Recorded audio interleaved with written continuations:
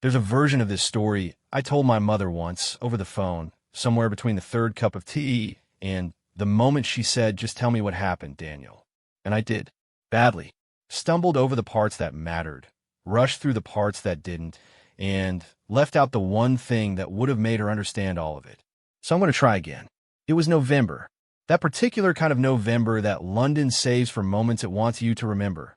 The sky a flat, bruised gray, the kind that doesn't rain, but threatens to all day like a man standing too close in a queue. The Thames was sluggish that morning. I'd crossed Lambeth Bridge at 6:30, collar up, hands shoved into the wool lining of my coat, breath coming out in small ghosts that dissolved before I'd even registered them. I was 23. I'd been posted to the household cavalry for 8 months by then. Not long enough to stop noticing things. Long enough to stop mentioning them. The cobblestones outside Horse Guards were damp from the night before, that deep charcoal wet that makes everything look older than it is. There's a particular silence that lives in that part of Whitehall before the tourists arrive. Not quiet exactly, more like the city is holding something in its chest. Buses somewhere. Pigeons. The metallic tick of a bicycle chain. But underneath all of it, nothing. A stillness that belongs to another century and somehow survives in this one. My horse that morning was Belvedere. 17 hands, black as 8 o'clock in December, with a temper he'd borrowed from something larger and meaner than himself. He didn't like November either. He communicated this through his ears, flat, rotated back, a commentary on the weather that was more eloquent than anything I'd have managed. I know, I told him. He didn't care that I knew. I'd been briefed the night before. Standard close escort protocol, they said. Modified route. Elevated discretion. The words elevated discretion in the British military mean something has happened that nobody is discussing and everyone has been told to not discuss in very careful language. I learned to read the gaps in briefings the way you learn to read weather. Not what they're telling you, but the shape of what they're not.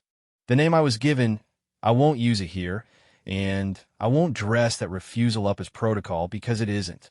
It's mine. Some things belong to the moment they occurred in, and dragging them into language does damage to them. What I'll say is this. The name landed on me like a stone dropped into standing water. It didn't make a sound I could explain.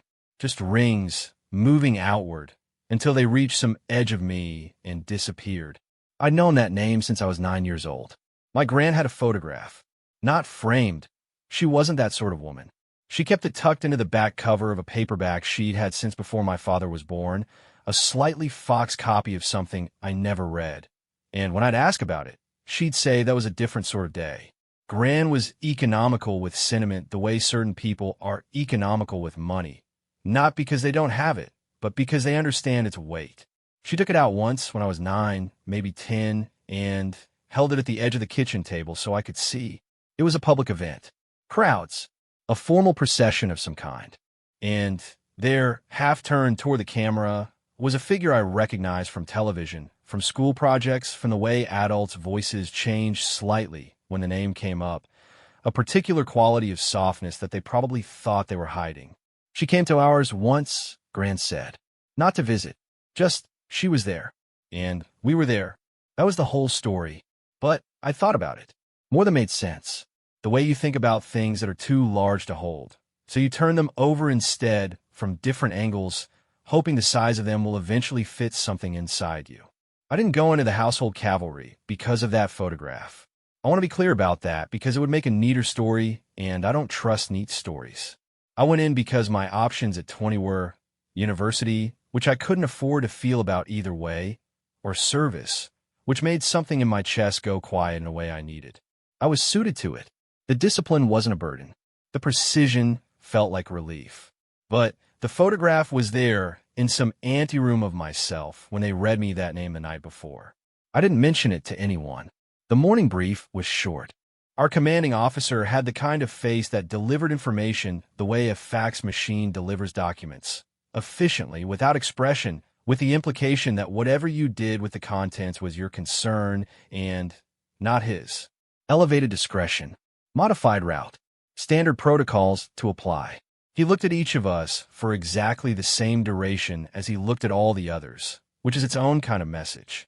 There were 4 of us on close escort. I was second position, right side flank. My job, functionally, was to be present without being intrusive, visible without being observed.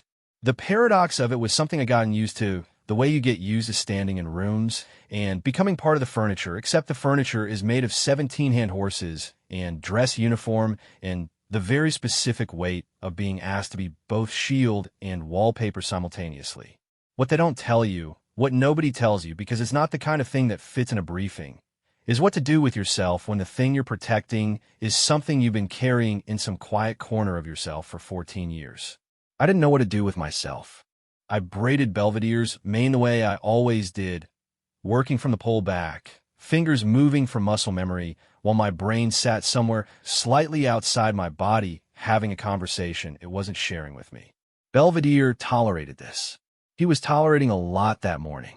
The other lads, Harrison, Mitchell, Okafor, were doing what soldiers do before something that requires composure. They were being aggressively, almost violently, normal. Harrison was complaining about the coffee. Mitchell was adjusting and readjusting the chin strap on his helmet in the mirror. Okafor was eating a biscuit with the focused serenity of someone who has decided that whatever happens next, he has already made peace with it. I stood with my back to the mirror and looked at the floor. The vehicle arrived at 8:47.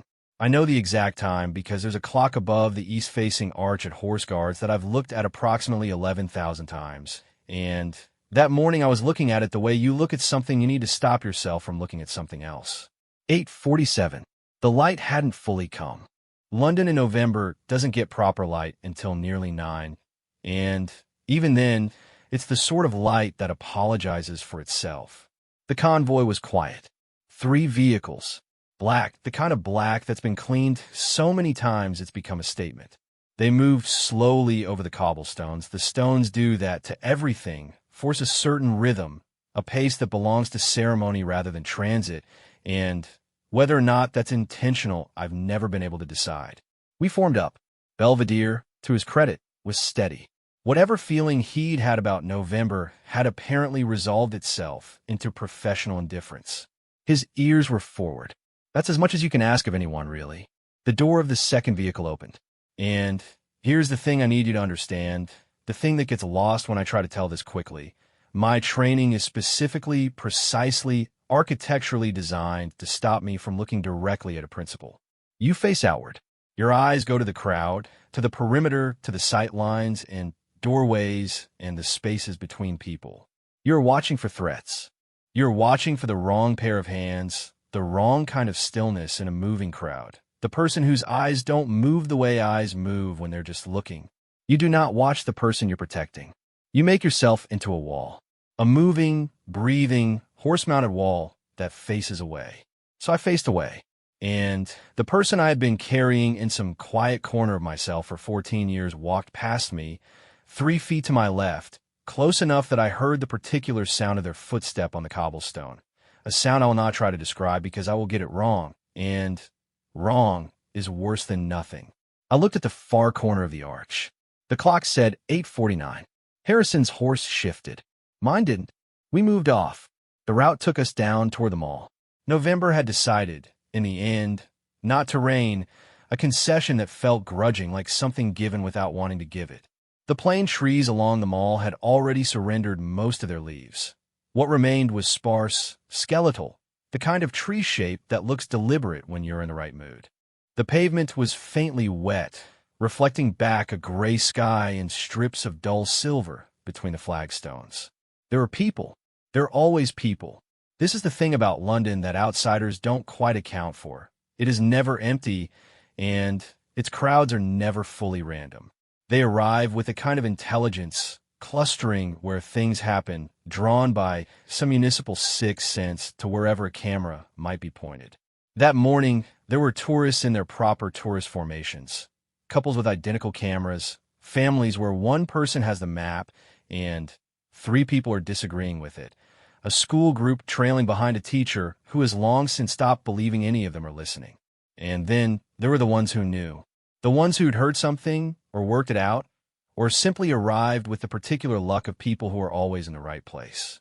They line the edge of the route, and the thing about that kind of crowd, the knowing crowd, is that they have a different quality of stillness. They're not chattering. They're not consulting maps. They're just there, and their being there has a weight to it, like a hell breath. I kept my eyes ahead. My job, my discipline, my need. All three in that moment were the same thing, and I was grateful for it because without the job and the discipline, I'm not sure I could have managed the need. Belvedere's hooves on tarmac, that particular sound, the one that belongs to ceremony and no other context. A sound that somehow makes the air different, that shifts something in bystanders, some pre-verbal thing that human bodies respond to before the brain catches up. I could hear in the crowd the quality of attention changing. The camera sounds, the small involuntary sounds people make when something they've anticipated is actually happening. I looked at the tree lean, at a railing, at the pale November sky. 3 feet to my left. Halfway down the mall, a child broke from the crowd. Not dramatically, not the way it happens in films, with a shriek and a parent's outstretched arm and a moment of cinematic terror. This was quieter than that. A small girl, 4 or 5, wearing a red coat that had been bought slightly too large for her and had a hood that sat crookedly because of the way she'd put it on herself. She didn't run. She walked with the total, purposeful confidence of a small person who has decided something and executed the decision before any adult in the vicinity could form an objection. She walked toward the procession. I saw her in my peripheral vision before the crowd registered her, before her mother. I heard the mother a beat later. That particular pitch of a parent's voice going from normal to emergency had even fully turned. Protocol. The word arrived in my body before my brain engaged with it. You trained for this. Not this exact thing, but the shape of this thing, the unexpected variable, the element that doesn't belong. The calculus of it happens faster than thought. Threat assessment, trajectory, what the variable is and what it intends, and then response. She was 4. She was wearing a red coat. She intended nothing except to get closer to something she found beautiful. I peeled left and forward, Belvedere reading my leg before I'd consciously applied it. That's what years of partnership does. It builds a language below language. And we moved to create a soft barrier, not between the child and the procession, but angled, creating a natural funnel back toward the crowd's edge. A suggestion in horse flesh and silence. Not a threat, a redirect. The child stopped. She looked up at Belvedere with an expression I couldn't fully see from my angle, but that I have reconstructed many times since. The expression of a small person encountering something larger than their framework for large. She said something. I don't know what. Her mouth moved. Belvedere, who hated November and had opinions about most things, lowered his head approximately 4 inches. I have never been able to explain that. I've stopped trying. The mother arrived, scooped the child, retreated to the crowd with a low, rapid murmuring of a parent doing damage control. The red coat disappeared into the mass of coats. The procession had not stopped, had not deviated. 3 feet to my left. I heard something, not words, not quite, a sound that might have been a response to the child, to the horse, to the small moment that had just occurred in the middle of ceremony. Quiet, almost below hearing. I did not turn my head. 8 years of training. 14 years of a photograph in the back of a paperback. 23 years of being a person who is better at discipline than at the things discipline protects him from feeling. I looked at the sky. The mall opened out ahead of us. We kept moving. There's a thing that happens in the body during sustained high alert that nobody warned me about. Not the adrenaline. That part gets explained. The briefings, the training scenarios, the older soldiers who say you'll feel it in your chest and tap their sternum and nod like they've handed you a map. You get told about the adrenaline. You get told about the tunnel vision, the way peripheral detail drops away, the way time either slows or doesn't exist at all depending on what kind of emergency you're navigating. Nobody tells you about the hyperclarity. What happens to sound when everything in your nervous system is operating at maximum. The way you can hear individual components of noise that normally arrive as one blurred signal. The specific clink of Belvedere's bit, The friction of my glove against the rein, the sound of Harrison's horse 2 lengths behind me shifting its weight onto its left hind. The texture of the air, the way November cold in London has a metallic edge to it, almost like an old coin held in a warm hand. The individual percussion of cobblestone against hoof, each one separate, each one complete. That's what I was experiencing. And underneath all of it, the sound of footsteps 3 feet to my left. You might think it would blur into everything else. The crowd noise, the horses, the environmental white noise of central London at 9 in the morning. You might think one set of footsteps would simply dissolve into all of it. But hyperclarity doesn't work that way. It works the opposite way. It isolates. It finds the thing your attention has designated as significant, and it strips everything else away until that one thing arrives in your perception with a sharpness that is almost physical. The footsteps were unhurried. That's the thing I keep coming back to. Not slow. That's not right either. There's a difference between slow and unhurried. Unhurried has a quality of chosenness to it, of not being dictated to by the pace of anything external.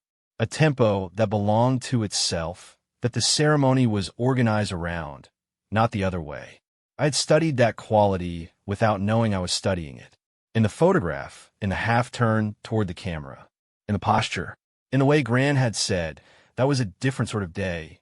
Not it was exciting, or we were lucky, but different. As if the presence of that particular person altered the kind of day it was. The texture of the hours, the quality of the air. Standing 3 feet away, I understood that for the first time with my body instead of my brain. Different. Mitchell had a habit of humming. Not fully. He wasn't stupid, but a breath sound that, if you were close enough and the crowd was quiet enough, you could just catch. A fragment of melody, barely there. He did it when he was in ceremony mode, and also I suspected when he was nervous. The two states, for Mitchell, were not mutually exclusive. I could hear him 2 lengths back, and to the right, the ghost of something that might have been a song. The mall curved gently ahead. The palace wasn't visible yet. Wouldn't be for another few hundred meters, but you could feel it, the way you feel a room before you enter it when the room is significant enough. A gravitational suggestion, a change in the quality of the space. The crowd along the barrier had thickened. This was the part of the route where people tended to cluster, the sight lines being better, the distance being shorter. Camera lenses everywhere, black circles pointing inward like 100 small apertures waiting for light. And behind the lenses, faces, 100 different kinds of wanting. I watched them instead of the thing they were watching. That's the job. But that morning it was also, I want to be honest here, a form of self-protection. Watching the crowd gave me something to look at that wasn't the thing I wasn't allowed to look at. Gave my eyes a legitimate task that kept them from the one illegitimate impulse that had been running through me since the convoy arrived at Horse Guards. The impulse to look, not from disrespect, not from rudeness, not from the kind of goggling that tourists do, that soft-focused wonder that is more about themselves than about the thing they're seeing. Something older than that. The impulse that belongs to people who have carried something for a long time and are finally close enough to confirm that it exists in 3 dimensions, that it has weight and breadth and takes up space in the world like anything else that's real. I kept my eyes on the crowd. There was a man. He appeared in my field of vision on the left barrier, roughly 30 meters ahead, and something about him registered wrong before I'd identified what the wrongness was. The body does this. The training sharpens it, this pre-verbal alarm that goes off when a variable doesn't fit the pattern. He was middle-aged, coat that was slightly too warm for the weather, and he was not pointing a camera, not looking at the procession the way the people around him were looking. He was watching. The distinction sounds small. It isn't. Looking is reactive. You look at something when it presents itself. Watching is prior to the thing. It's a posture, a readiness. And this man had it. My eyes stayed on him. Belvedere felt the change in my attention before I'd consciously redirected it. Horses live in a precognitive world where intention travels through the body before the body knows it. And he matched the adjustment, a subtle lean that brought us perhaps 2 degrees toward the barrier. The man reached into his coat pocket. A camera. A small one, digital, the kind that costs enough that you take care of it. He lifted it, adjusted the angle, waited. Not a threat. I held the assessment for 3 more seconds because certainty is not the same as first impression, and then let it go, and Belvedere straightened, and we moved on. 30 meters further, I heard the shutter click, and then from 3 feet to my left, a sound, not quite a laugh, more like the private version of one. The sound of amusement that stays inside instead of coming out. The internal kind that only surfaces as a change in breath. Something had been noticed about the man, and found amusing. I had missed what? I will never know what. This is the small, complete grief of that morning. The things that happened 3 feet to my left that I was not allowed to see, and the sounds that reached me without the context that would have made them full. Like hearing music through a wall. You get the rhythm, you get the weight of it, but the melody belongs to the other room. We reached the Victoria Memorial 10 minutes later. If you've never seen it in November, in low gray light, with the fountain dry and the gilding gone dull in the cold, it has a different quality than it does in summer photographs. Less triumphant, more permanent. There's something about stripped-down winter light that makes stone look like it's been there forever and intends to stay there long after you and your particular November are done. The procession slowed. This was the transitional point in the route, the moment before the formal arrival, the last beat of in-between before whatever came next began. Okafor moved up on the right. Harrison held his position. Mitchell's humming had stopped. We were close enough to the palace gates that you could see the other guards standing their posts. That particular stillness that I'd spent 8 months learning, which from the outside looks like not moving, but from the inside is its own sustained effort, a performance of absolute present tense. The vehicle that had been running as part of the convoy would peel off here. We would continue on foot escort protocol for the final approach. The choreography of this, the transition from mounted to the change formation, had been rehearsed, but rehearsal and execution are different animals. We dismounted. I had, in the entire duration of the route, not looked directly left once. The footsteps were 3 feet away again. Closer, at this point in the protocol. The formation was tighter at the gate approach, crowd further back, space more managed. If the mall had given me 6 feet of separation, the gate approach gave me 3. 3 feet. I can tell you things that happened 3 feet away from me by describing what I heard and what I felt in the air and what Belvedere's body told me, because horses are honest about proximity in ways that humans aren't. He was calm. He was interested. The particular variety of interested that he reserved for things that were unusual without being threatening. The head slightly raised, the nostrils moving, an alertness that was curiosity rather than alarm. Whatever was 3 feet to my left, Belvedere liked it. That's not nothing. The thing about discipline, real discipline, the kind that's worked into the muscle, is that it doesn't feel like suppression from the inside. That's the outside view, the observer's impression. There he is preventing himself from doing the human thing. From the inside, it feels more like alignment, like becoming entirely the shape of what's required. There's a quality of rest to it almost when you've been doing it long enough. Not peace exactly, but the absence of the friction that comes from wanting something different than what you're doing. That morning was the exception. That morning, for the only time in 8 months of posting, I felt the discipline not as alignment, but as structure, as something I was pressing against from the inside, the way water presses against a dam, not dramatically, not with any intention of breaching it, but with a steady, present weight. I felt it. It mattered that I felt it. It matters now that I say I felt it. Because the thing about telling this story correctly, the thing I got wrong on the phone with my mother, is that the discipline and the wanting are not a contradiction. They don't cancel each other out. You can do the right thing entirely and still feel the cost of it in your body. Those two facts can both be true simultaneously without either one of them being a lie. I kept my eyes ahead, and the footsteps beside me were real and present and taking up space in the world and 3 feet away. The formal approach to the gate has a particular sound. The crowd behind the memorial is held at a greater distance. It's managed differently here, the protocol tightening the closer you get to the actual perimeter, which means that the human noise drops away and what you're left with is footsteps, hooves, the low-frequency hum of the city continuing to exist in all directions, indifferent to ceremony. Wind, November, and once from the left, a voice. Not to me, not to anyone in our formation, to someone ahead at the gate. A brief exchange, muted, the words not distinguishable from where I was standing, but the tone of them reaching me clearly, something warm in it, something that was being offered rather than performed. The quality of an acknowledgement that is genuine rather than obligatory. I felt it in my sternum. I'm not going to try to explain that. The gates opened. The formation moved forward. I held my position at right flank and watched the architectural detail of the upper gate for 9 consecutive seconds, and could have told you afterward, and still can tell you now, exactly how many wrought iron acanthus leaf there are in the upper decorative section. 23. The number was not, in any way, relevant.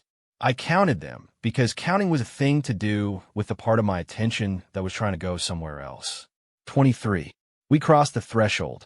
Inside is different. Always. There's a quality of inside a thing that changes the acoustics, changes the air, changes the way sound behaves. The forecourt has its own atmosphere, enclosed, formalized, the proportions of it designed specifically to make the person entering feel the significance of the place before anything symbolic is said or done. Architecture as argument. Architecture as statement of intent. The escort formation completed its final movement, the turn, the halt, the held position that is the last beat of a close escort. Training resolves itself into stillness. For soldiers, for horses, the forecourt, November. From my position, facing outward as protocol required, I was looking back the way we'd come. The mall. The memorial, visible now as a pale shape in the mid-distance. The smear of gray London sky above everything. The light finally, doing what it does by 10 o'clock in November, which is commit to being present without quite committing to being warm. The footsteps stopped. They had arrived. Whatever the next part of the morning was, the formal part, the part that would exist in records and schedules and official language, was about to begin, and our piece of it was complete. The escort had delivered what it was asked to deliver. The formation was holding. The discipline had held. And I had not looked. Not once. Not a fraction of a turn. Not a single degree of rotation. Not because I hadn't wanted to. Harrison caught my eye, briefly, in the way soldiers do when something is over. Not a look that says well done, and not a look that says that was strange. Just a look that says we're through the other side of it. A piece of mutual recognition that takes approximately half a second and communicates everything that needs communicating and nothing more. I gave him the same look back. Mitchell's chin strap was perfect for once. He wasn't adjusting it. Okafor ate nothing. He just stood the way he always stood, like a person who has already made peace with the next thing that happens, whatever it is. Belvedere's ears were forward.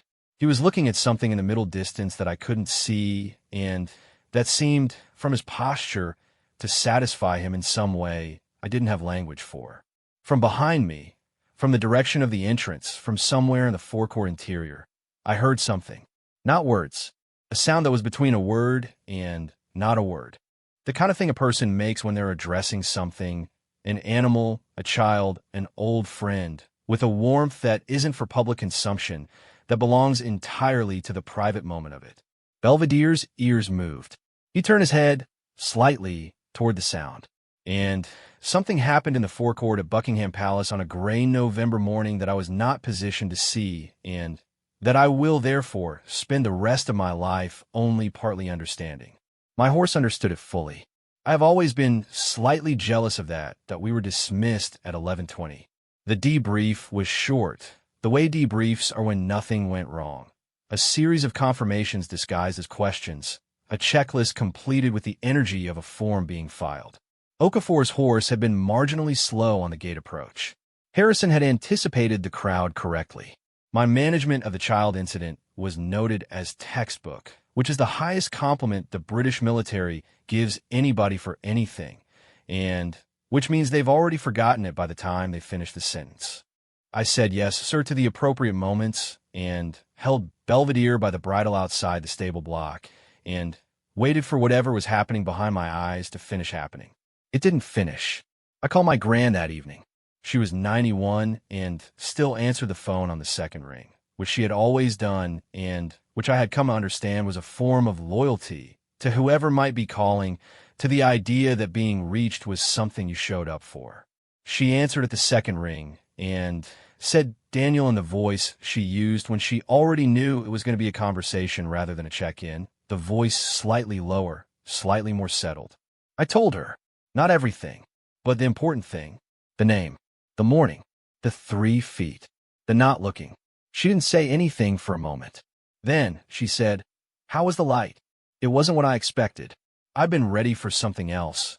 How wonderful, or why didn't you look, or the slightly too loud enthusiasm that people deploy when they want to contain their own feeling by making it about yours. Gran didn't do any of that. She asked about the light. Gray, I said. November gray. It didn't rain. She said, like I'd told her something she already knew and had wanted confirmed. How was the photograph light? I asked. When you were there? When I was 9. Another pause. Warmer, she said. Summer. But the same, really. The important light. I didn't know what the important light meant. I didn't ask.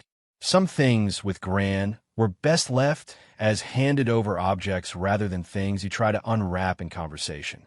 Good, she said, that you didn't look. I hadn't expected that either. Why? I said. Because she said. And that was all she gave me because Gran was 91 and had earned the right to sentence structures that ended in because, and I loved her for it, and I let it stand. I've thought about it since. The because. I've tested different completions of it, and I've come back to the same one every time. The one that feels true the way certain senses feel true, not because you can prove them, but because they fit the shape of something real. Because to look at something directly is to consume it, to turn it into an experience you've had. And there's a kind of love, not the grand operatic kind, not the embarrassing kind, but the older, quieter kind that protects the thing it loves from becoming merely an experience. That keeps it full. That lets it remain larger than the moment you were nearest to it. I don't know if that's right, but I know that when I think about that morning, and I do more often than makes sense for a person who has many other mornings to think about, it doesn't feel diminished by not having looked. It feels complete. The way a certain kind of story is complete, not because it resolves, but because it holds. 3 feet. November gray. 23 acanthus leaves. The sound of footsteps that chose their own pace. A horse who lowered his head for a child in a red coat and turned his ears towards something in a forecourt. It's enough. It's more than enough. My mother, when I finally told her properly, said what mothers say. Weren't you tempted? Yes. Obviously, yes. The temptation was the point. The temptation was the whole architecture of it. You can't understand what the not looking cost unless you understand that every cell of me wanted to. That isn't incidental to the story. It is the story. The discipline holds its shape precisely because the thing it holds against is real. You asked me what I felt that morning. You're asking me to describe the shape of a negative space. What I felt was defined by its edges, by every direction I didn't look, every degree of rotation I denied myself. Every moment I found a different thing to count or catalog or attend to. The feeling lives in the boundary, not inside it. The boundary itself. 23 acanthus leaves. Mitchell's uncharacteristically perfect chin strap. Belvedere's ears. The ghost of a sound that wasn't quite a laugh. There's a photograph that exists somewhere of that morning. I've thought about it. Multiple photographers were credentialed for the route. The kind who get the access in exchange for the understanding that they'll use it appropriately. One of them, presumably, got a frame that includes our formation. One of them, presumably, caught the stretch of the route where we were moving in full formation down the mall. 4 horses for soldiers, the procession behind us. I have never looked for it. This is deliberate. Because here's the thing about a photograph. It will show you what was there. It will show you the composition, the figures, the November light, doing whatever November light was doing at that particular shutter speed. It will show you the crowd, and the barriers, and the plain trees, and the pale sky. It will show you all of it. But it will not show you what was 3 feet to my left.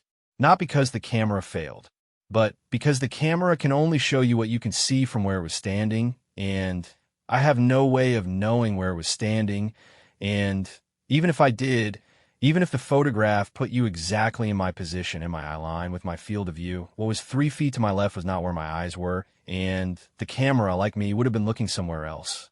I like that. I like that the photograph cannot give me what I chose not to take. The gap is mine. The discipline made it mine. And a gap that's yours is different from an absence. It's a kind of possession, the kind that can't be photographed or filed or noted as textbook, the kind that lives only in the body that made it. Belvedere is 14 now. He was moved to ceremonial light duties a few years back. The long escorted routes became harder on him, the cobblestones taking their toll on the particular arthritis that large horses are prone to in the joints above the hoof. I visited him once after I'd left service. Brought him apples because he'd always been mercenary about apples. That particular greed that horses have that makes them completely transparent in a way I've always found endearing. He'd gotten grayer around the muzzle. His eyes were the same. He remembered me, or he remembered the apples, or both. With horses, it's sometimes hard to determine which affection is prior. His ears came forward. He took the apple with the studied dignity of a creature who has received tributes before and considers this his due. I told him he'd done well that morning. Standing there in the stable, talking to a horse that was 14 and going gray in the middle of a Wednesday afternoon. I meant it. He wasn't impressed. He wanted a second apple. I gave him the second apple. My grand died 2 winters ago. She went in the early morning, which suited her. She was a person who preferred to do things before the day had gotten too complicated. The paperback was in her things. The photograph was still in the back of it, slightly more foxed, the edges soft from decades of a hand taking it out and putting it back. I have it now. I haven't changed where it lives. Back cover, tucked in. I took it out once, the week after a funeral, and looked at it for a long time. The crowd, the procession, the half-turn toward the camera, that quality of presence that Gran had tried to describe and that I had only understood properly on a gray November morning from a distance of 3 feet. That was a different sort of day. Yes, Gran, so was mine. I want to be careful here about what I'm claiming. I'm not claiming that my 9 hours in proximity to someone I admired was significant to anyone but me. I'm not claiming that the discipline I maintained was heroic or even particularly remarkable. It's literally the job. It's what we train for, and thousands of soldiers have done it before me and will do it long after. I'm not claiming that the admiration I carried was noble or fully explicable or anything other than what it was. The particular, slightly irrational attachment that certain people form to certain other people, the ones who appear in your life as images or words or photographs tucked in the back of a paperback, and somehow, without any reciprocal awareness of your existence, become part of the architecture of who you are. What I'm claiming is only this, that I was 23 years old in November on a gray and non-raining morning in London, and for approximately 2 hours I was the nearest I would ever be to something I'd carried since I was 9. And I felt it in my body, every second, every footstep, every foot of distance, the full weight of it, without flinching, without turning, without taking what wasn't mine to take. And then I came home, and I ate something, and I called my gran, and she asked about the light, and I told her it was November gray. And she said good, and I went to sleep. Some mornings I'm on Lambeth Bridge in November, in my memory, crossing toward horse guards in the dark, breath coming out in small ghosts. Belvedere's coat damp from the night before. The clock above the east arch saying whatever time it is in the version of this I'm currently inhabiting. I'm always 23 in that version. The morning is always still ahead of me. I turn my collar up. I put my hands in the wool lining of my coat. I walk toward whatever I'm about to not look at. And it is enough. It is still, even now, enough to have been 3 feet away from something real and to have protected it by keeping my eyes somewhere else.